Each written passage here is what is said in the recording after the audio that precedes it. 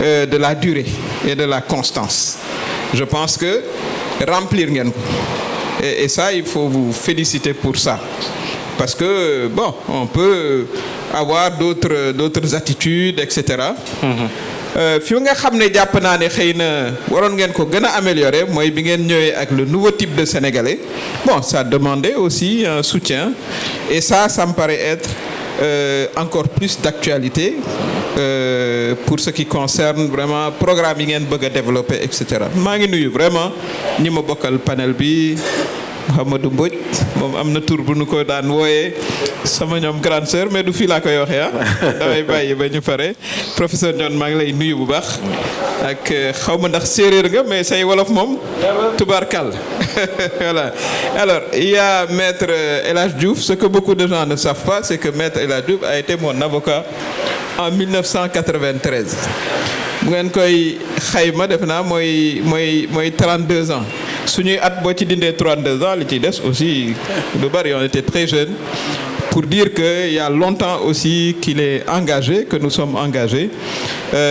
pour le changement au Sénégal di nuyu Ben may seen fële Benjeloun ñoom it ci xeex bi en tout cas pour faire le lien avec avec le F24 ci laa ko gën a xamee diaspora bi nga xam ne moom la taxawaloon ci biir vraiment ñoom it dox nañ ci dox bu am solo ak les jeunes filles et tout le monde donc tout ça pour dire que 23 juin dafa continuer une tradition en fait te def naa ne loolu mooy mandarga Sénégal mooy amuñu rek des coups de sang comme on dit après demaat toog dafa doon tradition bu yàgg xam nga bu ma waxee waxu 93 boobu parti socialiste moo nekk au pouvoir boobu du ay caaxaan non plus voilà man je me rappelle bi ngeen may défendre journal télévisé la ñu annoncé voilà la plainte du parti socialiste j'avais juste voilà 31 ans et cetera donc ba tey ñu résister ba booba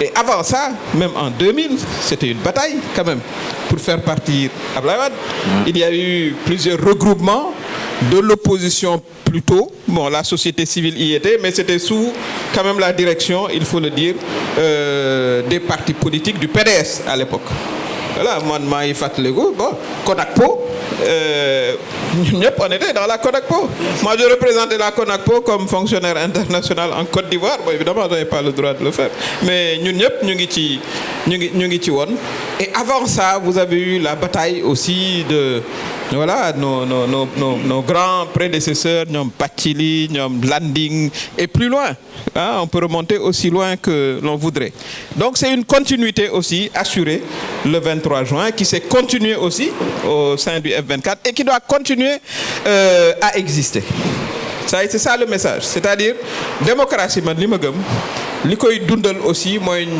enfin des soldats qui sont en alerte permanente pour veiller à ce que la démocratie reste dans son droit chemin. Je crois que ça c'est nécessaire. Moi j'ai toujours pensé qu'il fallait une opposition, qu'il fallait une société civile qui soit active, qu'il soit des gens qui bu nu gisee loo xam ne jàpp nañ ne dëppoowul ak li nu wax ñu mën a yëkkati seen kàddu wax mooy tax sax ñi nga xam ne ñoo nekk au pouvoir mën a ne attention bon voilà on est surveillé et il faut qu'on fasse de notre mieux.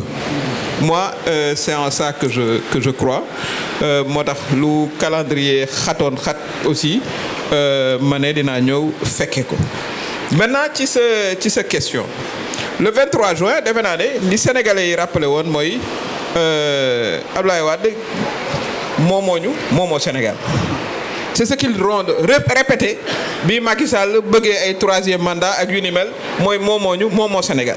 C'est ça, c'est le message très clair que le peuple sénégalais, sur plusieurs générations, a toujours.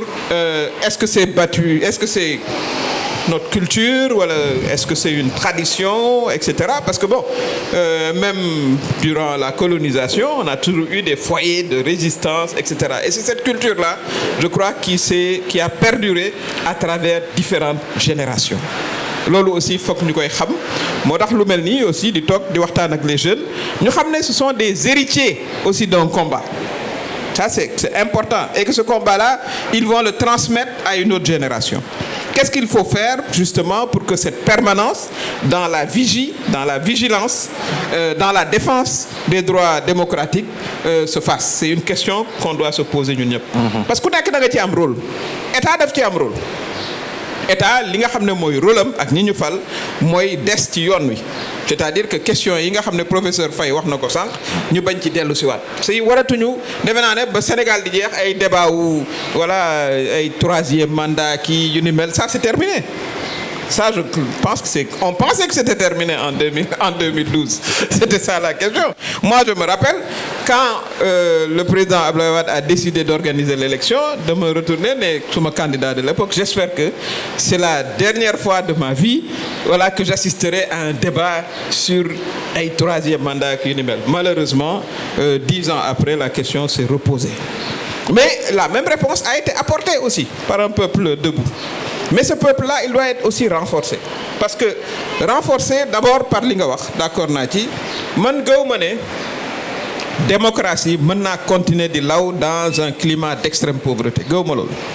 C'est-à-dire il faut que les acquis démocratiques également voilà, évoluent à l'aune de l'amélioration des conditions de vie voilà, des citoyens. C'est-à-dire une meilleure performance des politiques sociales. Kooku dafa am solo lu tax parce que mooy tax la division sociale, les inégalités sociales, ñu réduire mooy tax citoyen bi li ngay wax les institutions invisibles gëm ne ñi mu fal war nañ koo mën a yóbbu ci beneen niveau voilà de standard de vie confiance bi gën a yokku ci wàll yépp daal.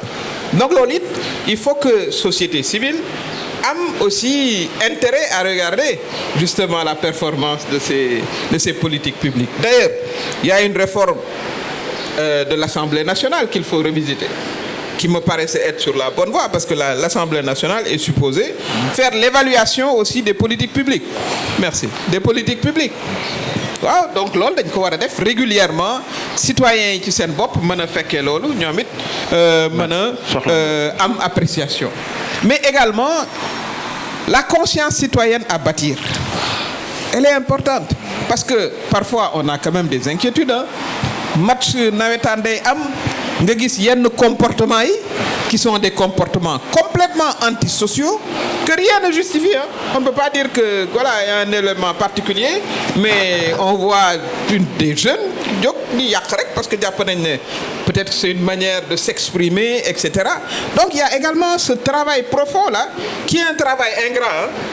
C'est un travail ingrat parce que bon, c'est pas un travail qui te rapporte des voix électorales, etc. mais qui doit être fait. Parce que je ne crois pas non plus aussi qu'on peut construire une société juste, performante, équitable, sans pour autant qu'on fasse la promotion du citoyen qui est conscient de ses devoirs et de ses responsabilités. Et loolu ngeen wooye woon le nouveau type de Sénégalais. Et quelque part, on a laissé cette idée ou ce travail fondamental se réaliser. Ça, c'est une responsabilité, pas seulement de la société civile, c'est une responsabilité d'abord de l'État. Man loolu laa gëm. C'est-à-dire, il y a la gouvernance matérielle, mais la gouvernance immatérielle me paraît être centrale. D'abord par l'exemple. Il faut gouverner d'abord par l'exemple. Donc, yow mi naan da ngay yar, voilà, yow it nga am vraiment un comportement exemplaire. Am naa ci yaakaar man loolu laa jàpp.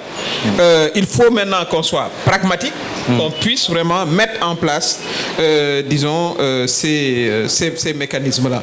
Donc, le message, c'était un message de résistance, un message de refus, mais c'était également un message de continuité d'une tradition de combat et de résistance qui s'est perpétuée avec le F24 et qui va continuer à se faire. Mais pour cela, il faut également que le niveau de conscience citoyen également ñu mën koo tabax bu ko defee sénégalais yi xam li leen war aussi pas seulement en termes de demander et exiger de l'État. L'État a des obligations, c'est très clair, mais le citoyen également a des responsabilités. Donc wàllu woowu aussi ñun ñeme aussi jàkkaarloog suñu jeunesse. Souvent on en a peur aussi il faut le dire. Voilà, wax aussi li ñu leen war a wax. Surtout dans un contexte où beaucoup de gens veulent prendre la mer, beaucoup de gens ont aussi des comportements déviants. Je salue l'initiative bi Malal amoon bi mu am toujours son fameux centre qu'il a créé en 2012. Guédiawaye hip-hop, mais qui a révolutionné également, disons, la pratique citoyenne dans son environnement. Voilà, des projets comme ça, bon, c'est un projet lourd, mais peut-être d'autres types de projets. Je crois qu'il va falloir aussi que Y'en a marre se réinvente quelque part. Ça, c'est des pistes. Évidemment, le rôle de vigie va toujours continuer, et ce rôle-là, il doit être accepté. Momi, parfois, je l'appelle de manière informelle. Bon, allez, c'est vrai, hein, bon, on a des divergences, mais on doit pouvoir les dépasser. Voyons voir comment travailler ensemble, etc. Parce qu'au fond, on partage le même but. Et ça, c'est important également. Que même nous, les politiques, nous acceptions que nous ne sommes pas toujours d'accord. Mais Maître est mon ami, hein. On n'était pas toujours d'accord sur des positions. Il m'a défendu bien avant, etc. Mais c'est la vie qui est ainsi faite. Elle est ainsi faite. Mais l'idée de nous retrouver ensemble, c'est parce qu'on a en point de mire le Sénégal et l'avancement du Sénégal. Et on comprend que chacun d'entre nous a sa spécificité comme politicien, comme société civile, comme avocat, comme etc. Mais bu Sénégal taxawé ak les valeurs qui nous structurent, démocratie, respect, voilà, de la liberté, des droits, etc. Mais on doit pouvoir être un bloc uni. C'est pour